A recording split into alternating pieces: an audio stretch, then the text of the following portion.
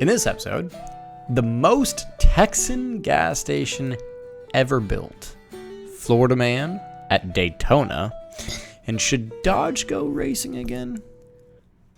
Welcome to episode 172 of the We Are Auto Show. What's up, Derek? Mr. Michael Rao.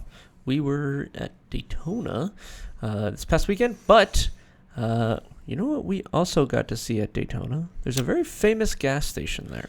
A famous to Americans gas station. Yes, true. It's called Buc-ees.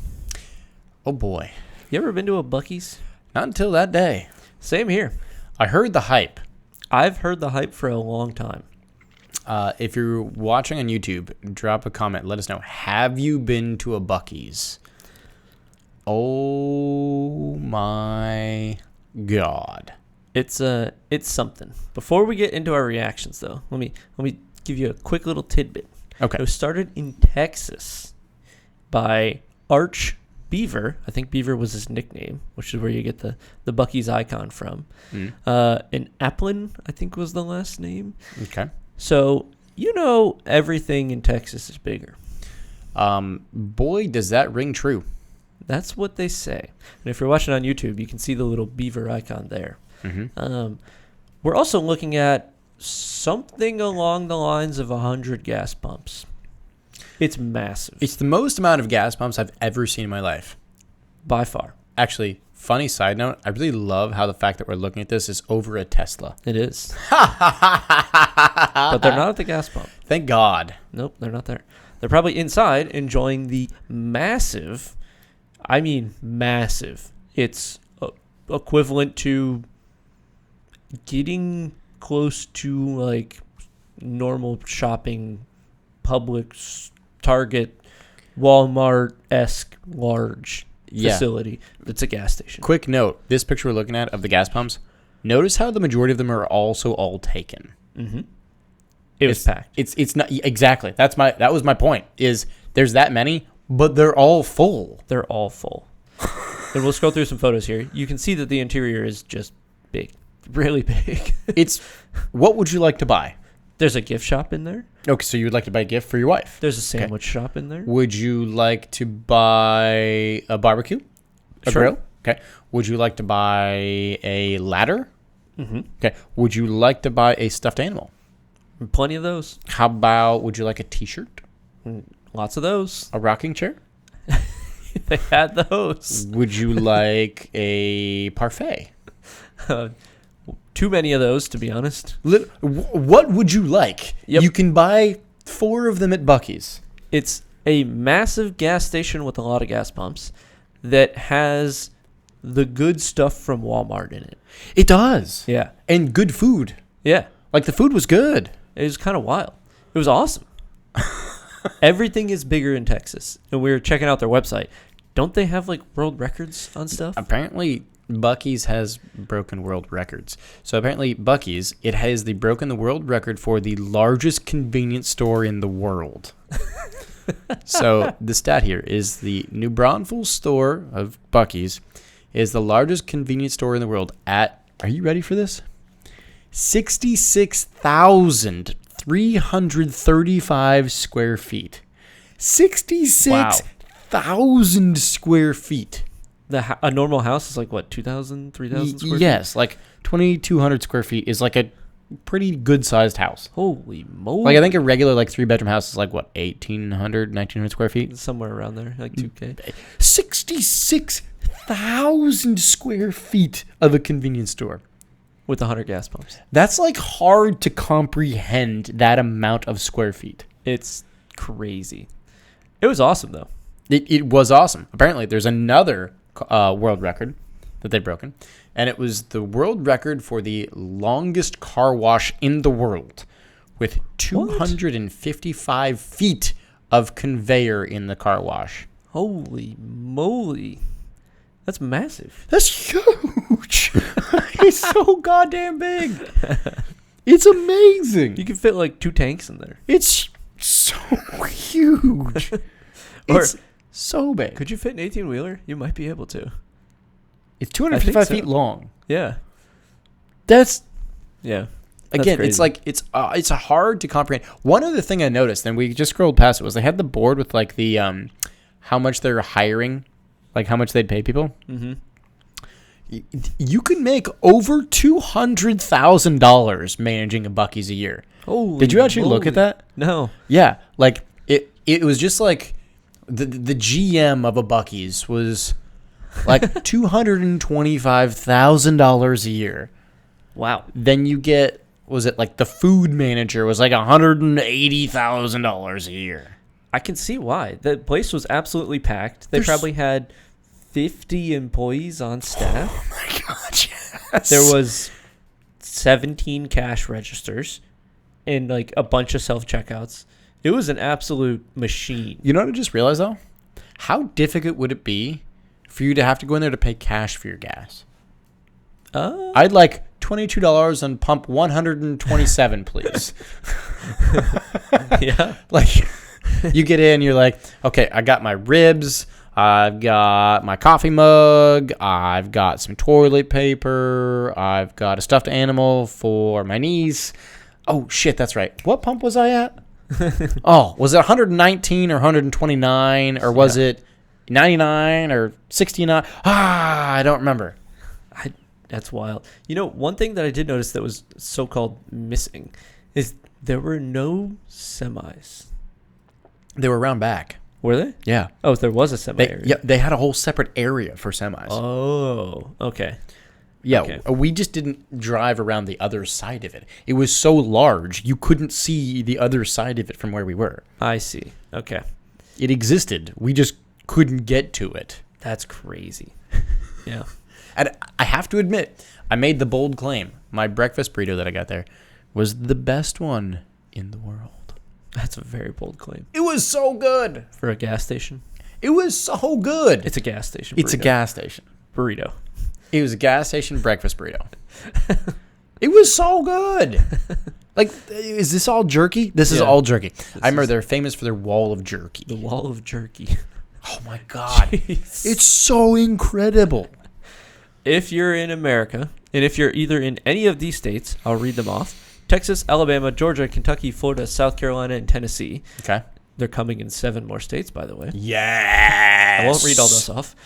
You have the chance to go check out a Buc-ee's. And I did get me a Tervis because the place was pretty darn epic. It was legit. Yep. There's 2 in Florida, 1 by Jacksonville, 1 by Daytona. Which is funny because that's close to each other. They're both very close on the same interstate.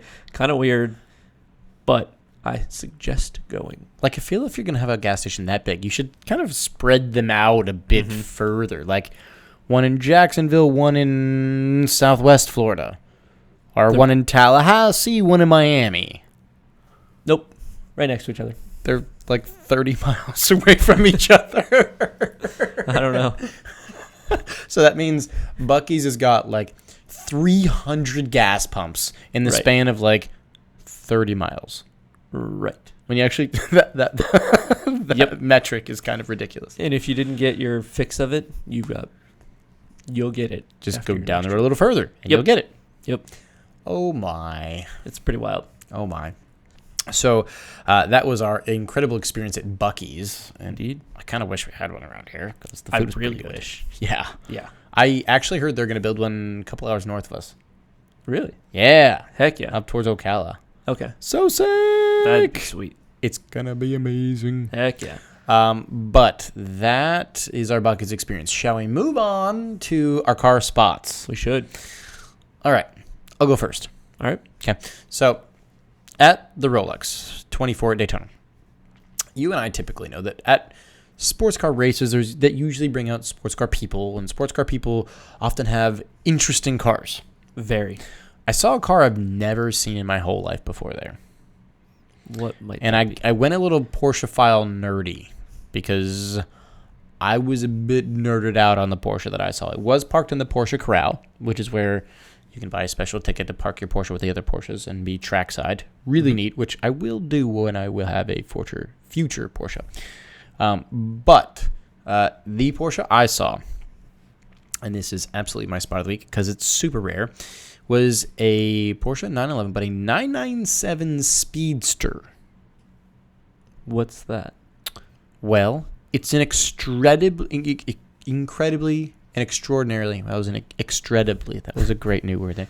Incredibly, extraordinarily rare 911.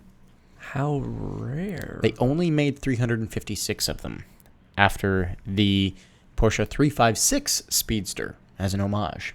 Not only did they only make 356 of them total worldwide, they only brought 100 to the U.S. Oh boy. So the blue Porsche that I was kind of like, whoa, was a 1 of 100 in the whole U.S. Gotcha. One of the more rare cars that we saw. And again, if you don't know, you don't know. So, like, no offense, but you just looked at it, nice blue 911. Yep. That's cool. But I immediately, so I was like, whoa. That's neat. Really, really cool. Quick stats. Like I said, it was built as an homage to the 356 Speedster from way back in the day. It did come as a standard color in pure blue. What's the name of that color? But that blue was not available on any other 911 that year. Okay. So if you got that blue, it was a Speedster. It had some other things with it. It did have the 408 horsepower, 3.8 liter flat six out of the 997 GTS. It did have other little design cues and clues that show you it's a Speedster, such as the black headlight bezels, the ring around the headlight. That does hark back to the older 911 Speedster. And then you've also got the front windshield is actually different. It is shorter and raked at a harder angle.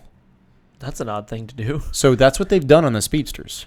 Any rare edition Speedster, that's a signature Speedster thing. And it's really, really neat. It gives it a different...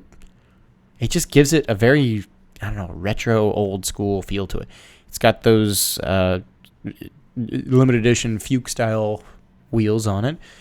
Carbon ceramic brakes. It's got front aero kit, which was exclusive to itself. It's got that double hump rear clamshell. Just a stunning piece of kit. Looks like they gave it a black eye. That's a 720S that looks like black eye. This looks like mascara. Yeah, you're right. At least I think that's the makeup thing. Is it mascara or eyeliner? Eyeliner, I think. Is that the one? I don't know. Kind of weird. Whatever it is. Right. The roofs. I don't know. Having the windshield break back a little bit. It's a very odd thing to do. It looks great though, doesn't it? You'd have to redo a lot of. That's why they're so rare. Engineering bits. That's one of the reasons why these things are so wild. But that was my spot of the week because it was a car I've never seen. I've seen other Speedsters. I've seen the 991 Speedster, which was the successor to this car, which they made 991 or 911. They made over 900 of them, right? But this, they only made 356 of them worldwide, and only 100 of them in the U.S. The Rolex will bring them out? They will, and apparently a recent sale price of one of these went at auction for $368,000. That's pricey. One of 356. You're damn right it's pricey. That's expensive eyeliner. Holy moly. So my spot of the week is the 997 Speedster, which was parked in front of the Rolex. Neat. What was your spot of the week? So my spot is a couple different ones. We have a photo of one of them. Okay. But it's more just the camping creativity at the Rolex. It really brings out the redneck ingenuity in people, doesn't it? Oh, and it's perfect for Florida. Brilliant. Perfect Florida man stuff.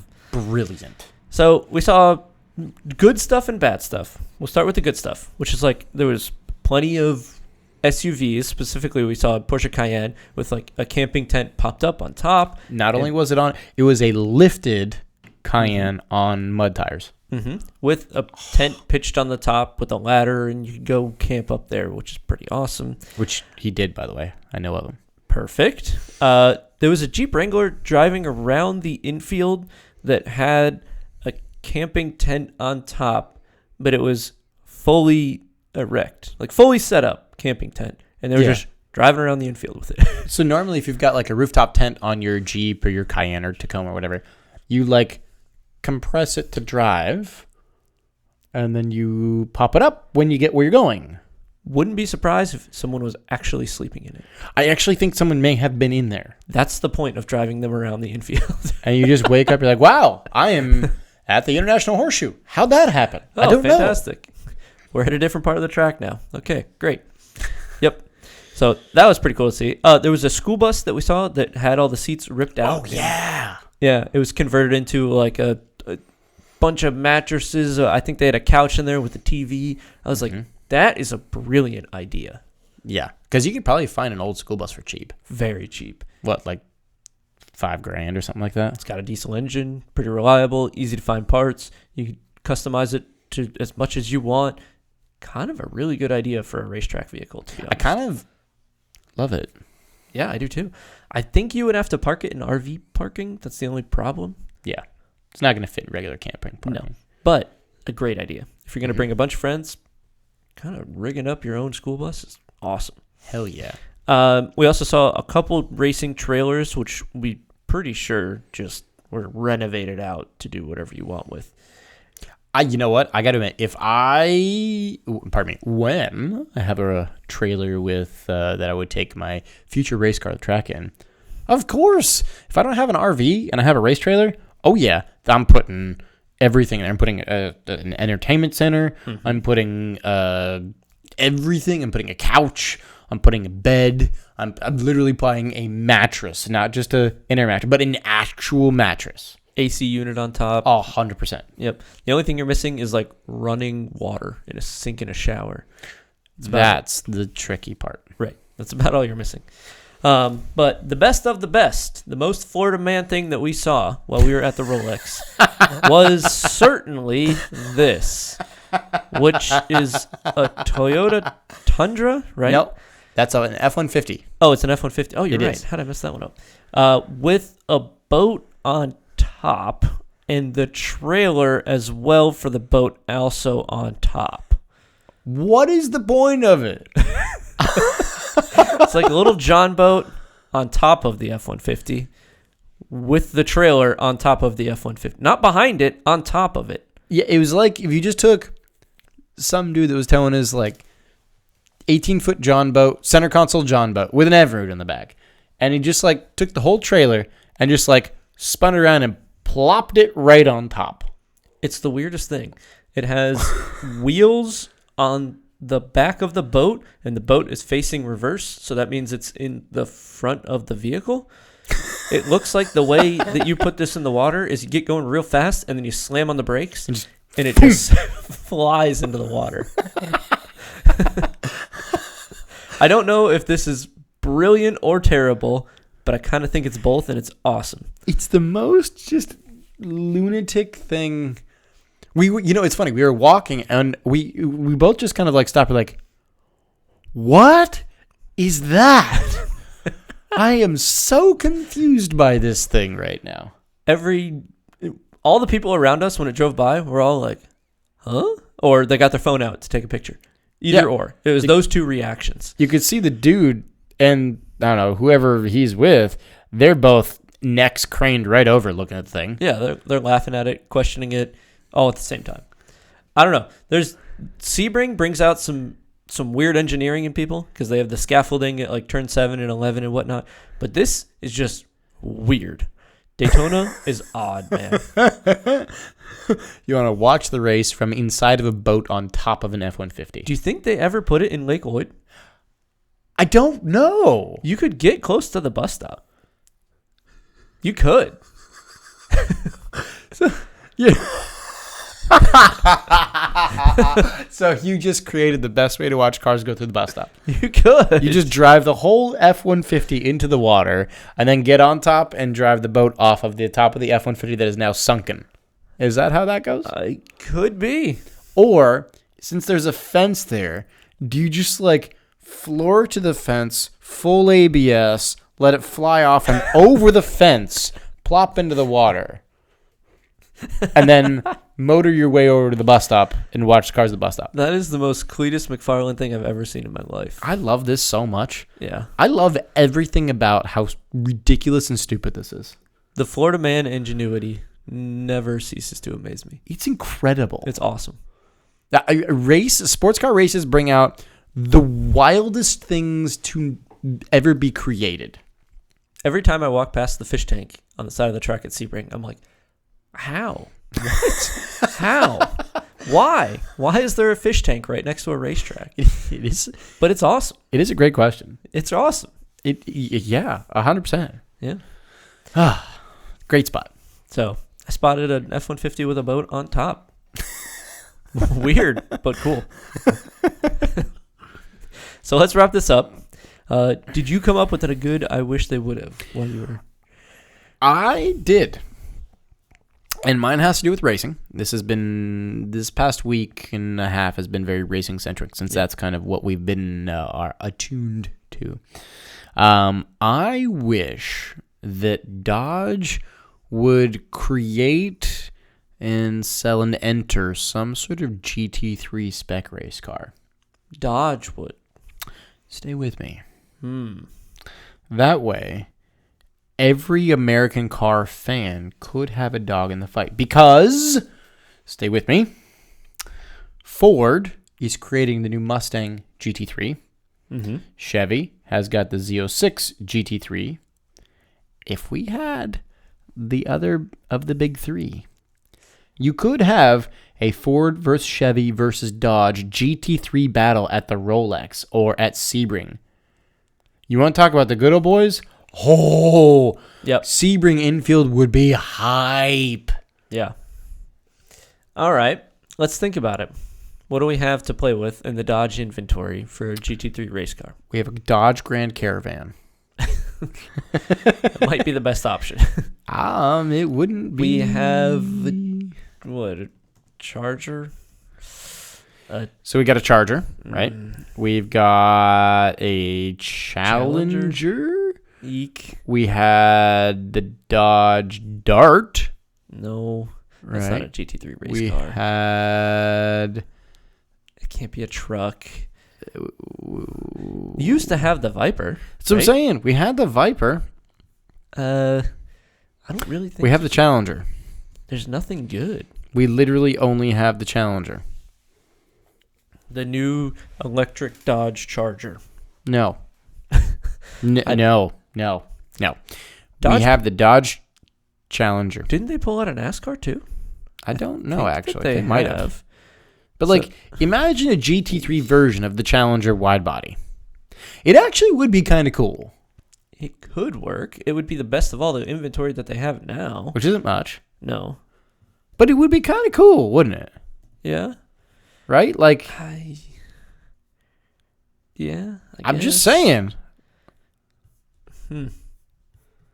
I wish it was a thing.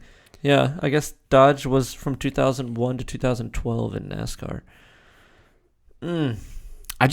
I wish that Dodge or someone from Dodge or Chrysler or whoever, right, would enter some sort of GT3 spec car so that you could have an all-American battle royale at Bathurst. That'd be cool.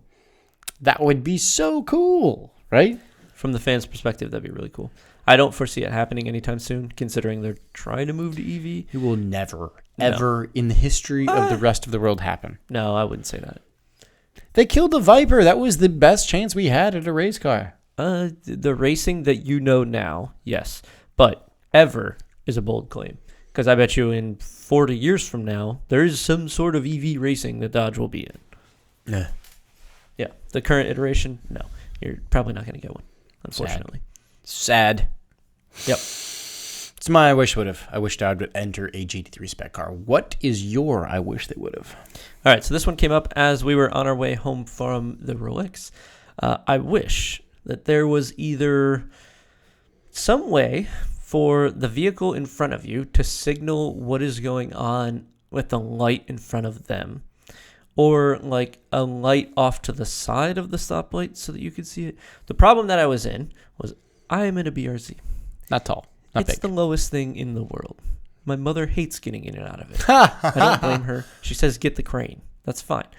But the problem that ensues is if you get behind a box truck, a semi, anything that is taller than an ant, you can't see the stoplight. And I was in that True. situation. The stoplight was yellow, and I couldn't tell how long it was yellow because right when the truck cleared, it immediately switched to red. And I was at the point where I had to make the decision, and I had to make the late decision to stop. So I wish that there was a way that you could communicate back to cars what the current state of the light is. I like that. I don't know how you would do it. You could do it with electronics. You could do it with like Bluetooth or wireless or something like that as you come up to the light and dashboard electronics. Or you could just have, I don't know. A separate light. A separate light, a mirror system. I don't know. Something. That would make sense. Yeah. That would be very convenient because, yeah, sometimes if you're in a low-riding sports car and you're behind something tall, it's a bit challenging. It is. It gets annoying. Mm-hmm. Yep. So that's all I got. Do you have anything else? I do not. That's going to wrap us up then. Thanks so much for watching and listening. If you're watching on YouTube, please leave a thumbs up, subscribe, and drop a comment on the video. Now, if you're listening on audio, please do leave us a 5-star rating and a review on your platform of choice. Don't forget to follow us on social. Facebook is We Are Auto. Instagram is We Are Auto _. YouTube is We Are Auto. And our website is weareauto.io. And you can go catch some of your favorite past races. So thanks again. Catch you guys in the next one. Peace.